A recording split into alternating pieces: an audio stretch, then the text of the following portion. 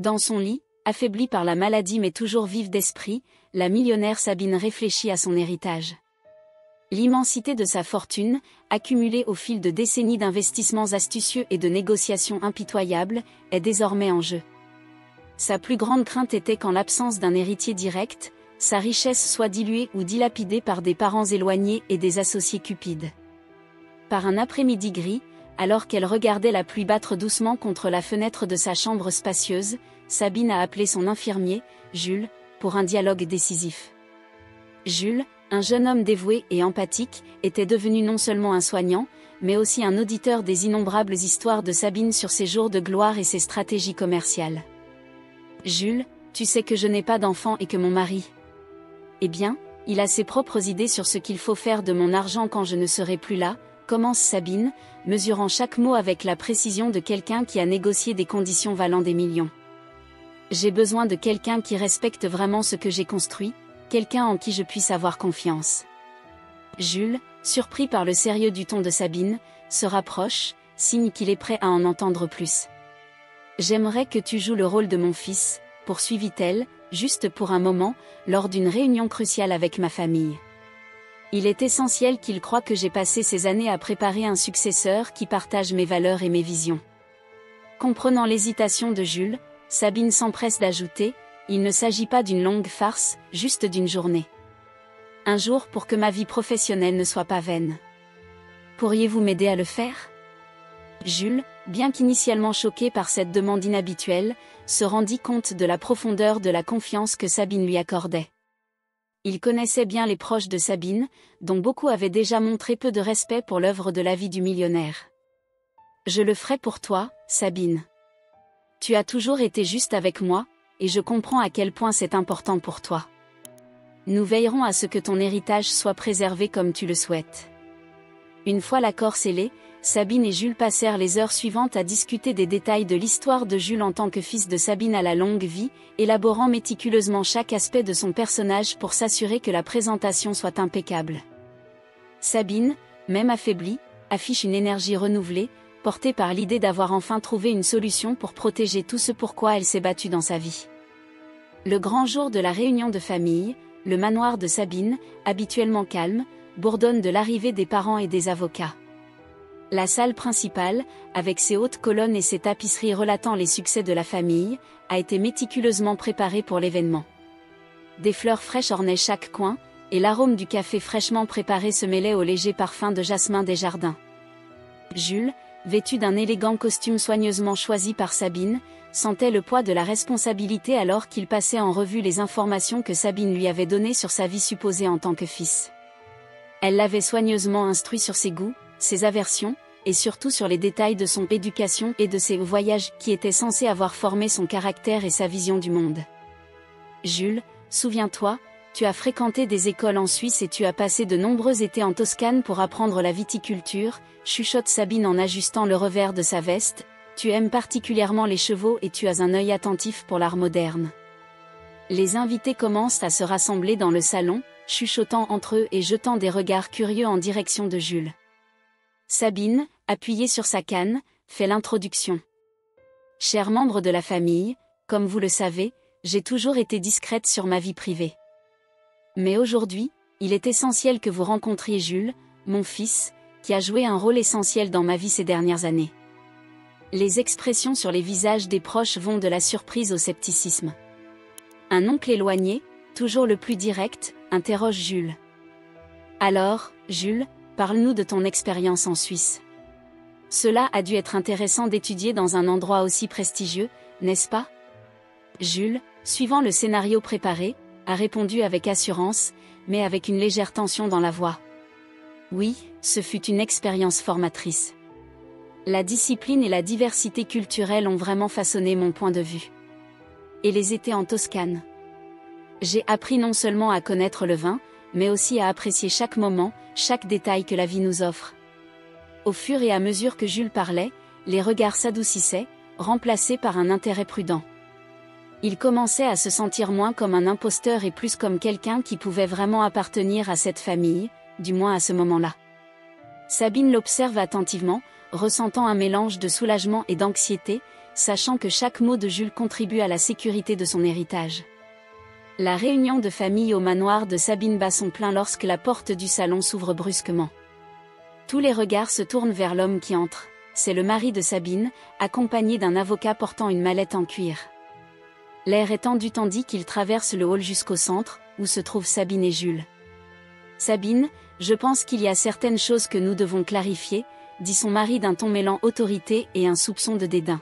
« Voici Monsieur Martins, notre avocat, et il a apporté quelque chose que vous devez voir. » L'avocat, un homme d'âge moyen au visage sérieux, ouvre sa mallette et en sort un document qu'il tend à Sabine. « Voici le Nouveau Testament de votre femme, mesdames et messieurs, » annonce-t-il en s'adressant à la famille réunie. Sabine, prenant le document d'une main tremblante, commença à le lire, son expression passant rapidement de la surprise au choc. Jules la regarde, sentant un frisson s'installer dans son estomac. « C'est impossible, » murmure Sabine. « Cela va tout redistribuer. Pas seulement la fortune, mais les entreprises et même la propriété à une série de fondations et à des membres de la famille pour des parts plus modestes, interrompt le mari de Sabine, un sourire subtil aux lèvres. Vous avez toujours été très soucieuse de votre héritage, Sabine. J'ai pensé que tu apprécierais de savoir que tes biens seront utilisés à des fins caritatives. Jules, complètement abasourdi, regarde Sabine, dont l'expression de défaite est visible. Il sent la colère monter, mais garde son calme. Mais pourquoi maintenant ? Et pourquoi sans me consulter, demande Sabine, la voix chargée d'émotion. Je voulais te surprendre, ma chérie.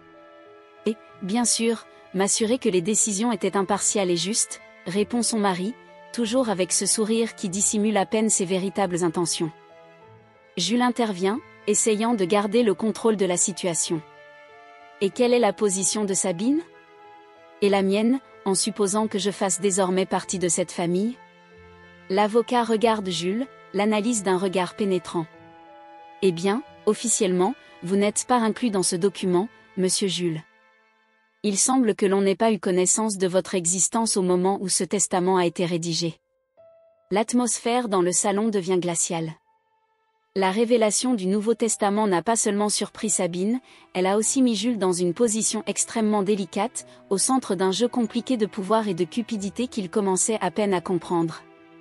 Après la révélation du Nouveau Testament, le salon du manoir de Sabine est rempli d'une série de murmures et d'expressions d'incrédulité. L'atmosphère tendue reflète la confusion et la suspicion qui pèsent désormais sur tout le monde, en particulier sur Jules, dont la position dans la famille est de plus en plus sceptique. La nièce de Sabine, une avocate avisée et toujours perspicace, est la première à rompre le silence. « Jules, il est intéressant que tu arrives maintenant, alors que le testament de ma tante subit d'importantes modifications. Peux-tu m'expliquer comment et quand tu es entré dans sa vie ?» demande-t-il, avec une pointe d'accusation dans la voix. Jules, conscient qu'il devait garder son sang-froid et défendre non seulement sa personne mais aussi Sabine, répondit prudemment. « J'ai rencontré Sabine en tant qu'infirmière et notre relation a évolué vers une amitié basée sur le respect mutuel. Elle a vu en moi quelqu'un de confiance et a exprimé le désir de me présenter à la famille. Mais cela n'explique pas pourquoi tu devrais hériter d'une partie de sa fortune, rétorque un cousin en croisant les bras, visiblement méfiant face à l'ascension fulgurante de Jules. Sabine, retrouvant un peu de force, intervient. « Je voulais que Jules soit présent aujourd'hui pour que mon héritage soit préservé selon mes véritables souhaits. Le testament présenté par mon mari nous a tous surpris, moi y compris. » Le mari de Sabine, voyant la situation se compliquer, tente d'apaiser les esprits. Restons calmes. Les décisions prises dans le testament l'ont été pour le bien de tous, en pensant à la continuité de l'héritage de Sabine. Cela semble très noble, mais pourquoi omettre Sabine dans ces décisions ? C'est de la manipulation, pas de l'administration, accuse Jules, manifestement frustré par l'impudence de son mari. L'avocat, tentant d'arbitrer la discussion, suggère. Peut-être serait-il prudent pour nous de revoir tous les aspects juridiques du testament et d'envisager une réunion avec toutes les parties intéressées afin de clarifier les intentions derrière les changements. Sabine, réalisant que la situation exigeait une approche plus directe, a décidé de prendre la parole. Je ne suis pas là pour me battre, mais pour faire respecter ma volonté. Jules, bien qu'il ne soit pas mon fils biologique, a fait preuve de plus de loyauté et de compréhension de mes valeurs que beaucoup de ceux qui partagent mon sang. Ce moment est crucial, car il réaffirme non seulement la confiance de Sabine en Jules, mais remet également en perspective la dynamique du pouvoir au sein de la famille. Les soupçons et les intrigues ont continué à se développer et il est devenu évident que la bataille pour l'héritage de Sabine ne faisait que commencer.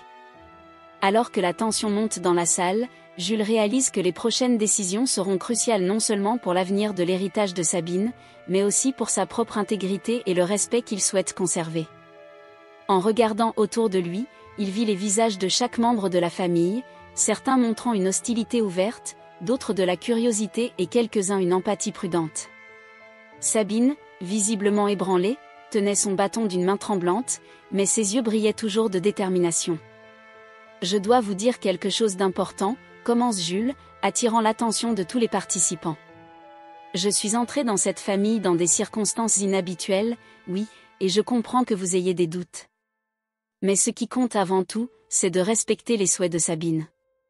Elle m'a choisi pour être ici aujourd'hui, et je veux honorer ce choix de la manière la plus authentique possible. » Sabine, soutenue par Jules, s'est levée avec effort et a déclaré « Je voulais vous mettre à l'épreuve, vous, ma famille. » Jules représentait une partie de moi qui voulait s'assurer que mon héritage aille à quelqu'un qui apprécie vraiment ce que j'ai construit.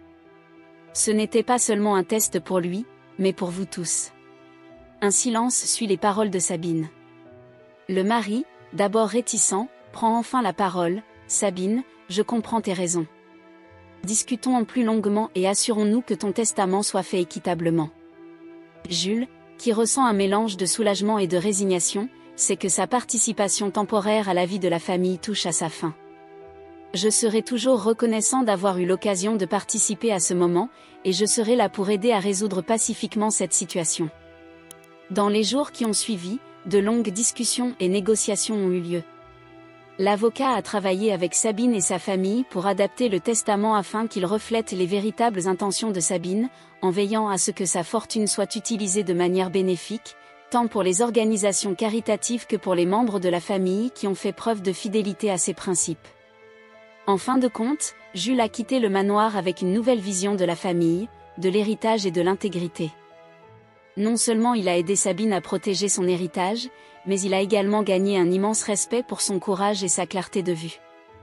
L'histoire a abouti à des décisions cruciales qui ont non seulement défini l'avenir de l'héritage de Sabine, mais aussi réaffirmé les valeurs pour lesquelles elle s'était toujours battue.